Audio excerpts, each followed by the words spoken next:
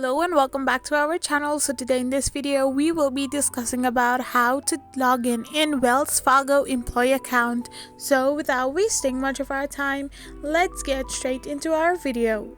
First of all, you need to know that to enter in your Wells Fargo Employee Account to get access to your Wells Fargo account itself. So simply type in the URL www.wellsfargo.com and you will end up in the official page of it. So now here, simply type in your username, your password, and simply tap on the sign on option.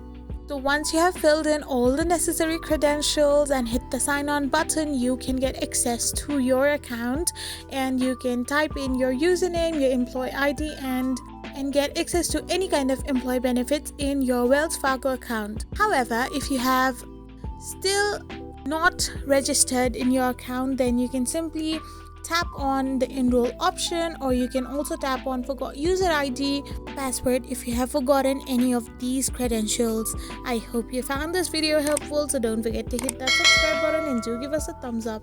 We will be back again with these informative videos. Thank you for watching.